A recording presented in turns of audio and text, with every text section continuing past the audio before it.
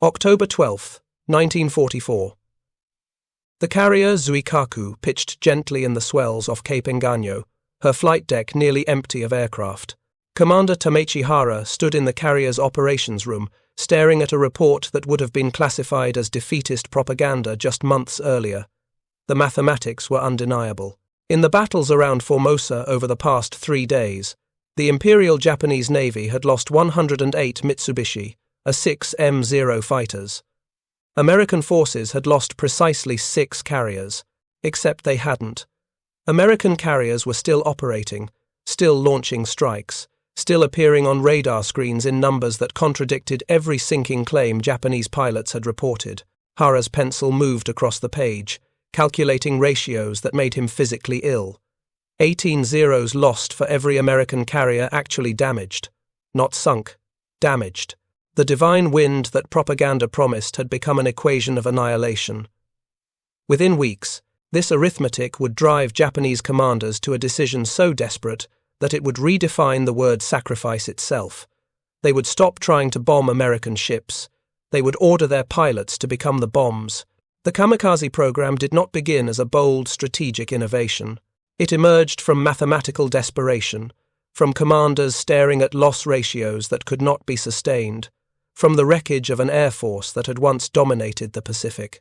To understand why Japanese officers eventually ordered young men to deliberately crash into ships, you must first understand the numbers that drove them to that choice. If you're enjoying this deep dive into the story, hit the subscribe button and let us know in the comments from where in the world you are watching from today. The transformation had been swift and merciless. In December 1941, when Japanese naval aviation struck Pearl Harbor, the Imperial Japanese Navy possessed the finest carrier pilots in the world. Men like Mitsuo Fuchida and Minoru Genda had trained for years, accumulating thousands of flight hours. The average Japanese carrier pilot in 1941 had over 800 hours of flight time before seeing combat. Many had combat experience from the war in China. The Zero fighter they flew was superior to every Allied aircraft in the Pacific. It could outturn, outclimb, and outrange anything the Americans, British, or Dutch could field. In the first 6 months of the war, Japanese aviation achieved a kill ratio exceeding 10-1. But superiority built on individual skill is fragile. It cannot be mass-produced, and in a war of attrition against an enemy with overwhelming industrial capacity, fragility becomes fatal. The erosion began at the Coral Sea in May 1942. Japan lost the carrier Shoho and suffered severe damage to Shokaku.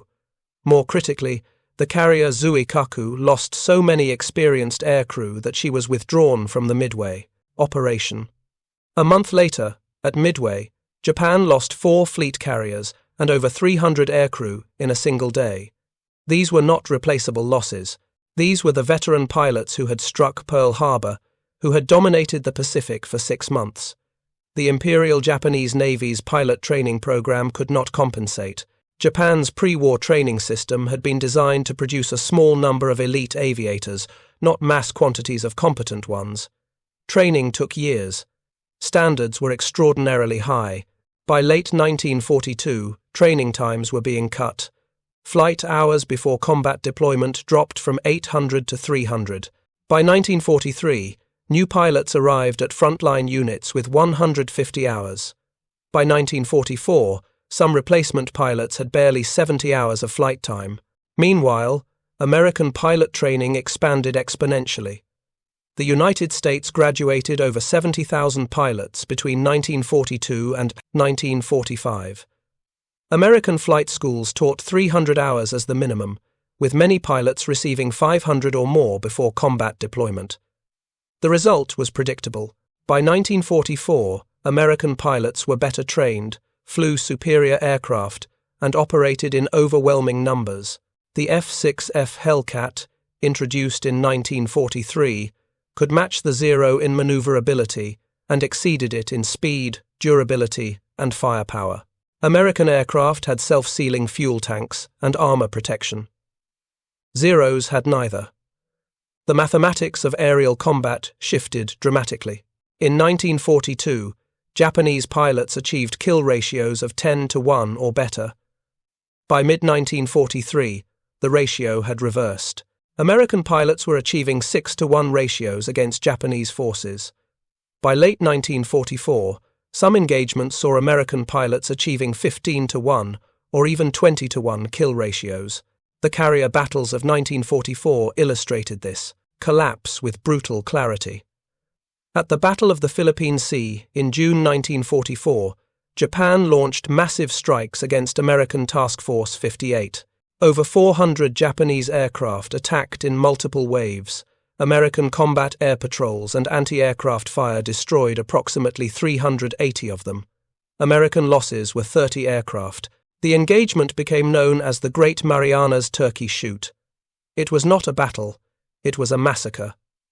Japan lost 3 carriers and over 600 aircrew at the Philippine Sea. The mobile fleet's carrier air groups were effectively destroyed. Replacements would take months to train, and there were no longer months available. In this context of mathematical catastrophe, Japanese commanders faced an impossible problem. They could not win conventional air battles. Their pilots were too inexperienced, their aircraft too obsolete, and their numbers too few. Yet, they were expected to stop the American advance.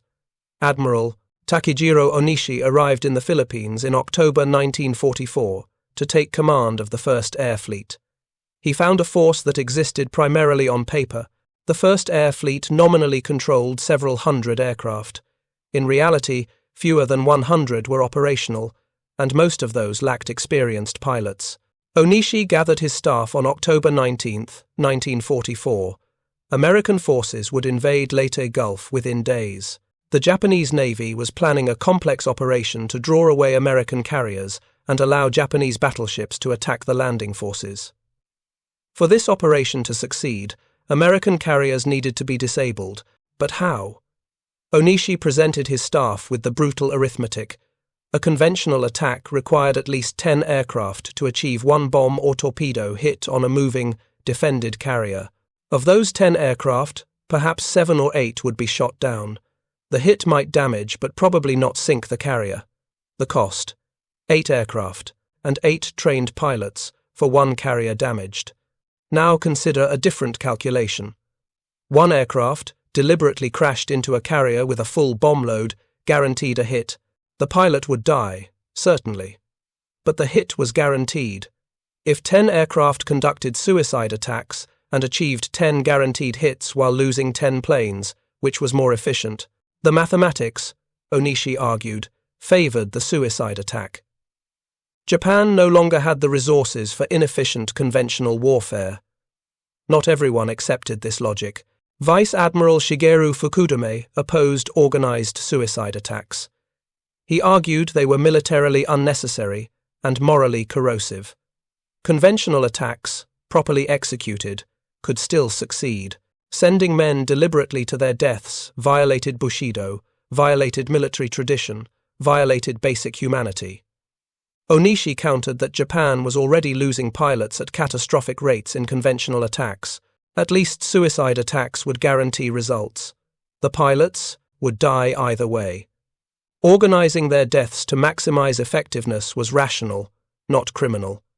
On October 20th, American forces landed at Leyte.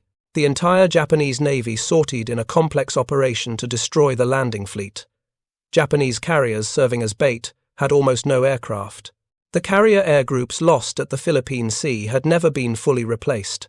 On October 25, 1944, Vice Admiral Jisaburo Ozawa's decoy carrier force succeeded in drawing Admiral Halsey away, but the cost was total. American carrier aircraft found Ozawa's force and systematically destroyed it.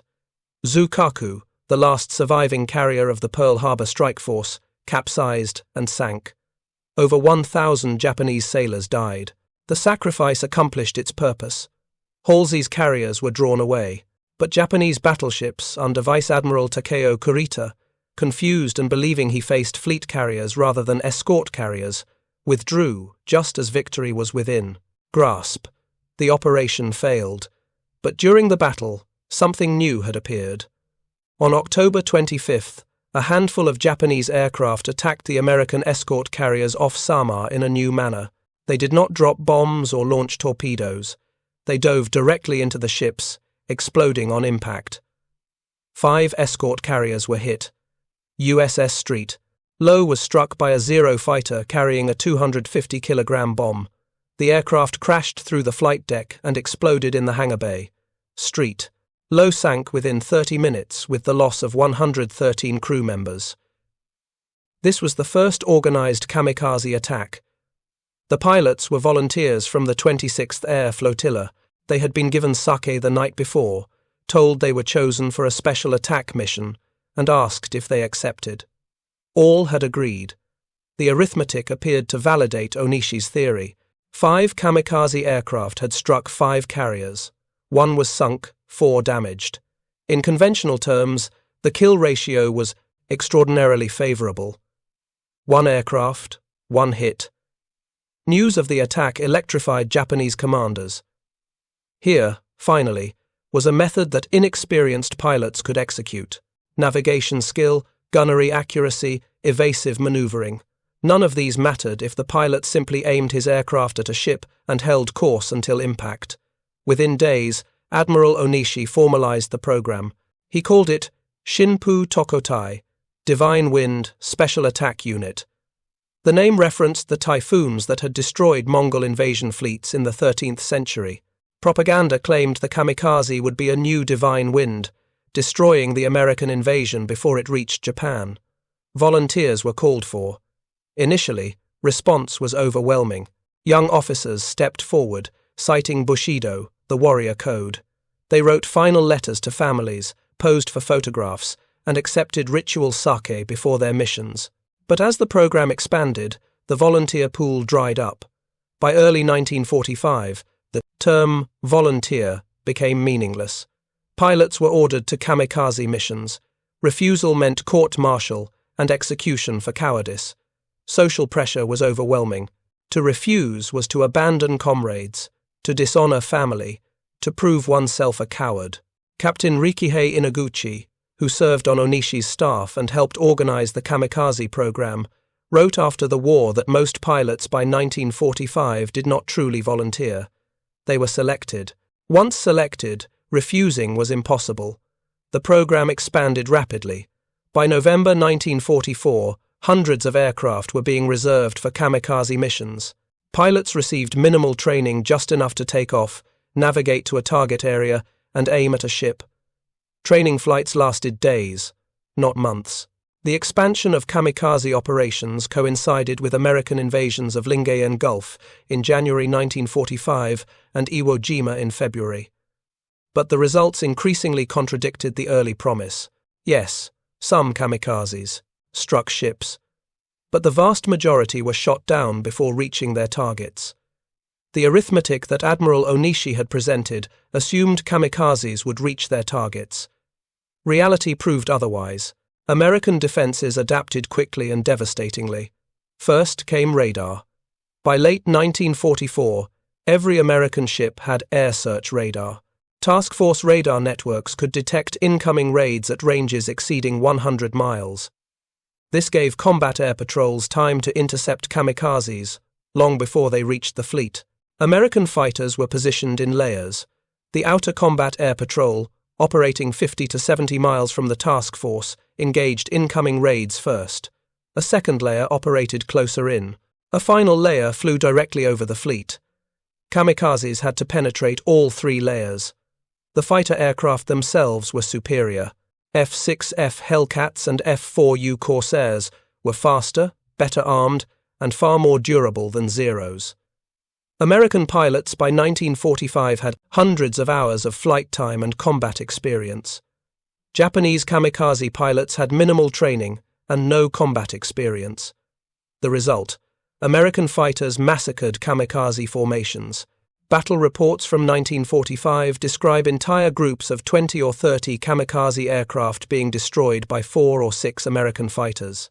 The Japanese planes flew in predictable formations, made no effective evasive maneuvers, and often did not even return fire. One fighter pilot from USS Essex described kamikaze attacks in March 1945 as depressingly easy kills. The Japanese pilots could barely fly. They held formation rigidly, making them simple targets. Some kamikazes simply fell apart under machine gun fire. But even if kamikazes penetrated the fighter screen, they faced another layer of defense: anti-aircraft fire. By 1945, American ships bristled with anti-aircraft weapons. Fleet carriers typically mounted dozens of 40mm Bofors guns, scores of 20mm Oerlikon cannons. The most devastating innovation was the proximity fuse. These shells contained miniature radar sets that detonated the shell when it passed near an aircraft, within 20 or 30 feet. The shell would explode automatically when close enough, throwing shrapnel in all directions.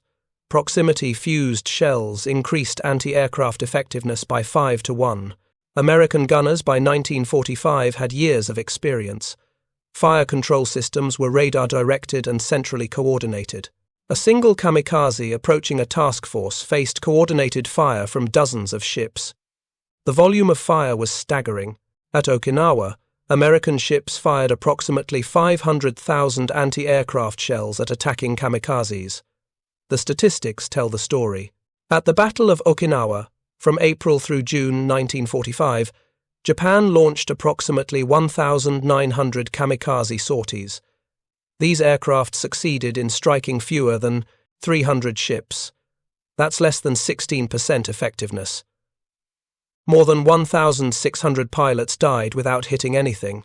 For those kamikazes that did strike ships, the damage was often less than decisive. American warships were tough.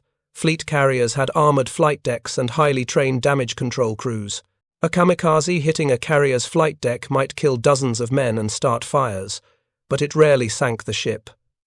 USS Enterprise was hit by a kamikaze on May 14, 1945. The aircraft crashed through the forward elevator and exploded in the hangar bay. 14 men were killed, but damage control crews contained the fires and had the carrier operational again within hours. Smaller ships suffered worse. Destroyers and escort vessels, lacking armor and with smaller crews, were vulnerable. At Okinawa, 15 destroyers were sunk by kamikazes. These losses were significant, but they did not stop the American fleet. Destroyers could be replaced. The invasion continued. The cost ratio, the fundamental mathematics that had supposedly justified the kamikaze program, proved disastrously unfavorable. For every American ship sunk, Japan lost dozens of aircraft and pilots. Given that Japan had far fewer pilots and aircraft than America had ships and sailors, this arithmetic guaranteed Japanese defeat. Consider the numbers from Okinawa. Japan flew 1,900 sorties, losing 1,900 pilots. American losses were 36 ships sunk and approximately 4,900 sailors killed. At first glance, this seems favorable for Japan. But look closer. The ships sunk were primarily destroyers and smaller vessels. No battleships were sunk. No fleet carriers were sunk. The American fleet remained fully capable of operations. Meanwhile, Japan had expended 1,900 aircraft and pilots, an irreplaceable loss. If you find this story engaging, please take a moment to subscribe and enable notifications. It helps us continue producing in-depth content like this. The human tragedy of the kamikaze program extends beyond the simple numerical waste. These were young men, most in their late teens or early 20s. Many had been university students, pulled from school and given basic flight training. They were told they would save Japan. They were lied to. Letters recovered after the war reveal the psychological state of many kamikaze pilots. Some expressed genuine pride and determination, but many others wrote of fear, of doubt, of desperate hope that their planes would malfunction so they could turn back without dishonor. One pilot wrote to his mother, "I do not wish to die. I am afraid, but I cannot refuse without bringing shame to our family. Please forgive me for being weak." He died 3 days later when his Zero was shot down by a Hellcat before he reached the American fleet. Another pilot's diary, recovered from a crashed aircraft, contained an entry from the night before his mission. "Tomorrow I fly. I have checked my aircraft 3 times, hoping to find something broken. Everything works. I am trapped. I will die tomorrow, and I do not want to die. These were not warriors. They were frightened young men sent to certain death by commanders who knew the missions were futile. By early 1945, Japanese military leadership understood that kamikazes could not stop the American advance. They understood the loss ratios were catastrophic, yet they continued the program because they had no alternatives left and because surrender was unthinkable. The psychological damage extended to the mechanics and ground crews who prepared the aircraft. They knew they were sending friends to die. Some mechanics deliberately sabotaged aircraft, subtle defects that would cause engine failure and force the pilot to abort. This was extraordinarily dangerous. Discovery meant execution. Base commanders struggled with morale. As losses mounted and results diminished, maintaining the pretense became impossible. Pilots could see that returning kamikaze formations were destroyed. They knew the propaganda about sinking carriers was false, yet they could not speak against the program without facing charges of defeatism. One base commander wrote in his private diary in April 1945, "We are murdering children. We call it duty. We call it honor. It is murder. The Americans shoot them down like birds. Our beautiful youth falls into the sea, and we accomplish nothing." This diary was hidden and recovered after the war. Had it been discovered in 1945, the commander would have been executed. Part 2, final part, revised shorter version. The final obscenity of the kamikaze program came in the last weeks of the war. By July 1945, Japan had almost no aircraft left. Fuel stocks were nearly exhausted. Trained pilots were gone. Yet kamikaze missions continued. The final sorties launched after the atomic bombing of Hiroshima, after the Soviet declaration of war, even after the Emperor had recorded his surrender message. Pilots were sent to die in attacks that occurred after Japan had already agreed to surrender, but before the surrender was publicly announced. They died for nothing, in missions that could not possibly affect the war's outcome, launched by commanders who knew surrender was hours away but refused to stop the killing. The program ended officially on August 15, 1945, with the Emperor's radio address announcing Japan's surrender. Approximately 3,800 kamikaze pilots had died. They had damaged or sunk roughly 400 American ships, killing about 4,900 sailors. In return, the American fleet had barely slowed. The invasion of Okinawa succeeded. American forces stood ready to invade the home islands. The kamikaze program had failed completely to alter the strategic situation. The aftermath of the kamikaze program reveals truths that propaganda never acknowledged. American intelligence officers who interrogated surviving Japanese naval personnel in late 1945 documented something remarkable. Many officers, even those who had organized kamikaze operations, privately admitted the program had been a failure, not a noble failure, simply a failure. Captain Rikihei Inaguchi, who had served on Admiral Onishi's staff and helped establish the kamikaze program, cooperated extensively with American interrogators. His testimony provided devastating insights. Inaguchi stated that by January 1945, senior Japanese naval officers understood kamikaze attacks were not achieving strategic objectives. The loss ratios were unsustainable. American defenses were too effective. Yet the program continued and actually expanded. Why? Inaguchi's explanation was chilling. We had no other options. Conventional attacks failed completely. Retreat was impossible. Surrender was unthinkable. So we continued sending boys to die, knowing it would not change the outcome, because the alternative was admitting we had already lost. This admission reveals the true horror of the kamikaze program. It was not a desperate but rational military tactic. It was theater, performance, a way for defeated commanders to demonstrate fighting spirit while accomplishing nothing of military value. The lives of 3,800 young men were expended not to win battles, but to delay the moment when defeat had to be acknowledged. The mathematical analysis becomes even more damning when compared to alternative uses of the same resources. Every kamikaze sortie required an aircraft, fuel, and a pilot. Consider what Japan could have accomplished with those resources used differently. 1900 kamikaze aircraft at Okinawa, used for conventional reconnaissance and anti-submarine patrol, could have provided early warning of American task force movements and protected what remained of Japanese shipping. The fuel consumed by kamikaze operations, if reserved for defensive combat air patrols, could have sustained fighter defenses over Japanese cities for additional weeks, potentially saving thousands of civilian lives from conventional bombing. The 3,800 pilots who died in kamikaze attacks, if retained and used for conventional defensive operations, represented a force that could have contested American air superiority more effectively than suicide attacks. Even poorly trained pilots, used defensively with ground-based radar direction, could have imposed higher costs on American bomber formations. Instead, all these resources were consumed in attacks that achieved a 16% hit rate and sank ships that were rapidly replaced. The opportunity cost of the kamikaze program was staggering. Japan traded finite, irreplaceable resources for temporary, minimal damage to an enemy with unlimited replacement capacity. American analysts after the war studied the kamikaze program extensively. The U.S. Strategic Bombing Survey, which assessed all aspects of the Pacific War's effectiveness, devoted significant attention to kamikaze operations. Their conclusions were unambiguous. Kamikaze attacks had been militarily ineffective and strategically irrelevant. The survey noted that kamikaze attacks had caused significant but manageable casualties and ship losses.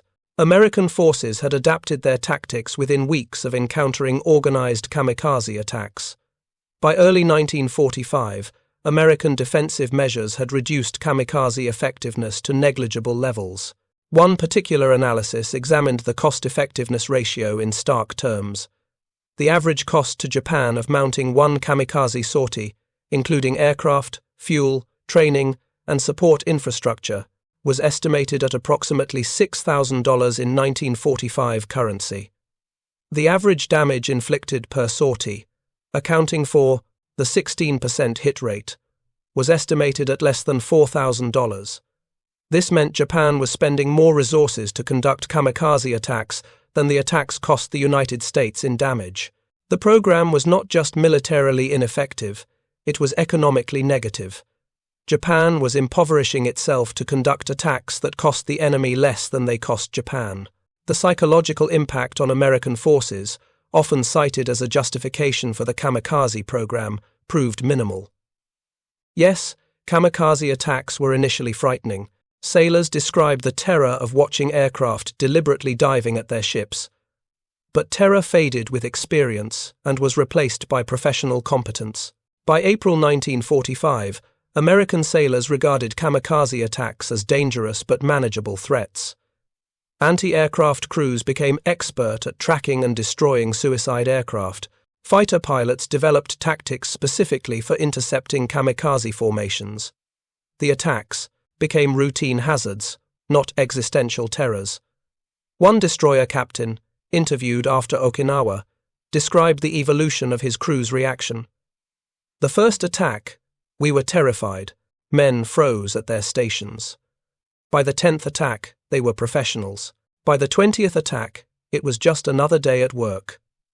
This professionalization meant that whatever psychological advantage kamikazes might have initially provided evaporated quickly. American forces adapted, learned, and overcame. The divine wind became just another tactical problem to solve, and American military competence solved it. The question that haunts the kamikaze program is whether the pilots themselves understood the futility. Evidence suggests many did, especially in the final months. Letters written by pilots in April and May 1945 contain striking passages of doubt and despair. One pilot, a 21-year-old former engineering student, wrote to his sister 3 days before his final mission, "You asked me if I am brave. I am not brave. I am terrified. I do not believe my death will save Japan. I have seen the other pilots return, the ones who abort their missions, the shame they carry. I cannot bear that shame, so I will fly tomorrow, but I do not believe it matters. We are losing this war. My death will change nothing." He died on May 2nd, 1945. His Zero was shot down by anti-aircraft fire from USS Birmingham before reaching attack position. He crashed into the sea 6 miles from any American ship. His death was recorded in Japanese records as died gloriously in attack against enemy fleet. The reality was, he died terrified and doubting, killed by anti-aircraft fire, accomplishing nothing. Another pilot's final letter contained these words: "Mother, I am sorry. I hoped my death would protect you and father and our home, but I have learned the truth. We cannot win. The Americans are too strong, too many. My death tomorrow will not save Japan. It will only add my name to the list of the dead. Please forgive me for dying for nothing." These were the words of young men who understood they were being sacrificed uselessly, but could not refuse without destroying their family's honor. The tragedy was not that they lacked courage. The tragedy was that they possessed enough intelligence to understand the futility, and yet were compelled by social obligation to die anyway. The program's leadership understood this deteriorating morale. Internal Japanese documents from early 1945 show commanders implementing increasingly coercive measures to maintain kamikaze operations. Pilots who aborted missions faced court-martial. Mechanical failures were investigated as potential sabotage. Social pressure intensified. Admiral Takijiro Onishi wrote in his personal papers in March 1945 that maintaining pilot morale had become increasingly difficult. Pilots could see that reported. Successes did not match reality. They knew most kamikazes were being shot down, yet they were expected to volunteer for missions they understood were futile. Onishi's solution was not to end the program but to intensify the propaganda and increase the social coercion. He ordered that families of kamikaze pilots be given special recognition, extra rations, ceremonial honors. The message was clear: your son's death brings honor and material benefits to your family. This manipulated family loyalty to compel continued sacrifice. The coercion extended beyond social pressure. By mid-1945, volunteering for kamikaze missions was often involuntary in all but name. Commanders would line up pilots and ask who would volunteer. Everyone understood that not raising your hand meant court-martial for cowardice and shame for your family. Every hand went up. This was called volunteering. Some pilots found ways to resist without openly refusing. Engine malfunctions could force aborts. Navigation errors could result in missing the target area entirely. Some pilots deliberately crashed their aircraft into empty ocean, then radioed false reports of successful attacks before dying. These acts of quiet resistance were dangerous. Discovery meant execution. Yet they occurred with increasing frequency in the final months of the war. Not every pilot was willing to die for a cause they knew was lost. The human cost extended beyond the pilots themselves. Ground crews who maintained the aircraft, base commanders who organized the missions, and families who received notification of death all carried psychological scars. After the war, many participants suffered what would today be recognized as severe post-traumatic stress disorder. One mechanic, interviewed decades after the war, described his recurring nightmare. "I see the faces of the pilots. I prepared their aircraft. I made sure their planes would not fail them. I sent them to die. In my dream, they return. They are burning. They ask me why I killed them. I wake up screaming. 60 years later, I still wake up screaming." Base commanders who survived the war carried guilt for the rest of their lives. They had ordered men to die in missions they knew would fail. Some committed suicide years after the war ended, unable to live with what they had done. Others became pacifists, dedicating their post-war lives to peace activism as a form of atonement. Families received only partial truth. Official notifications stated that their sons had died gloriously striking the enemy. Many families believed this. They treasured the notification as proof of their sons' heroism.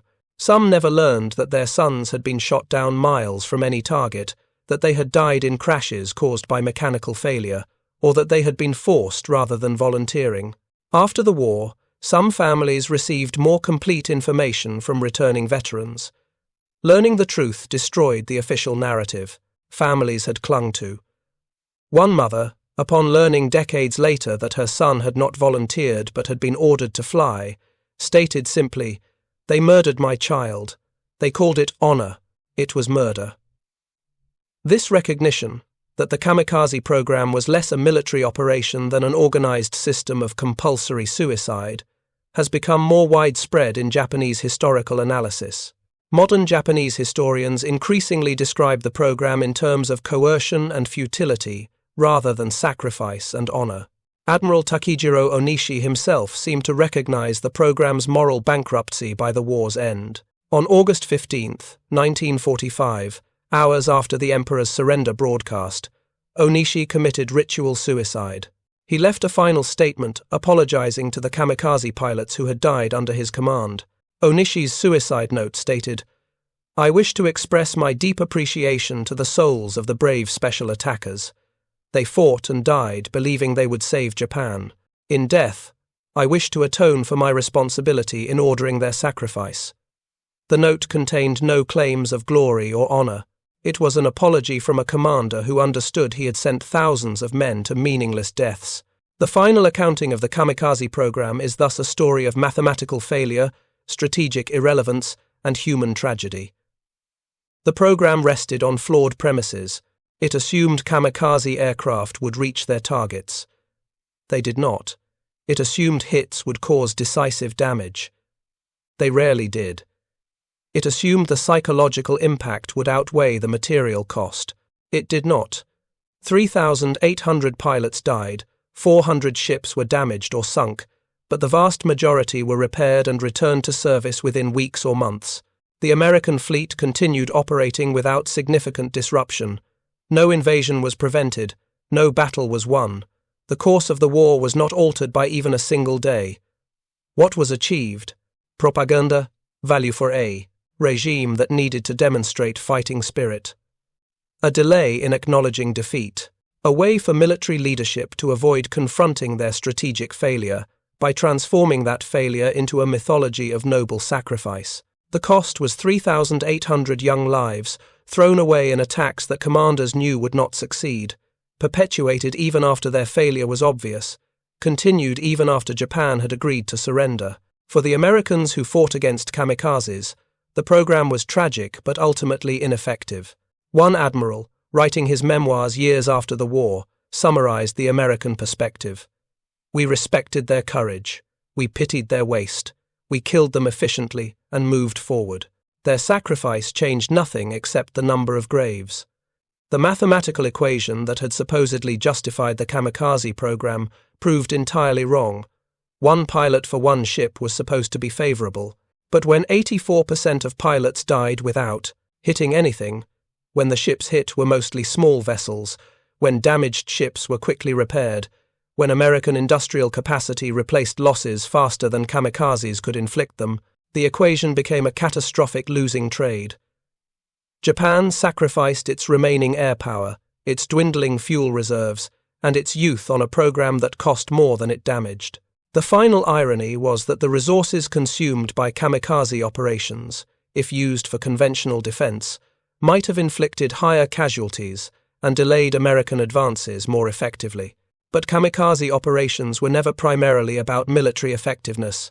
They were about demonstrating spirit, maintaining the fiction that Japan was still fighting, providing propaganda material for a regime that had already lost but could not admit defeat. The pilots were not warriors. They were props in a performance of resistance, human sacrifices on the altar of a dying empire's pride. This truth has gradually emerged in post-war historical analysis. The kamikaze were not divine warriors who nearly turned the tide of war. They were frightened young men, many coerced, sent in obsolete aircraft against overwhelming defenses, achieving minimal results at catastrophic cost. Their courage was real, their sacrifice was real, but courage and sacrifice without purpose or effectiveness is not glorious. It is simply waste.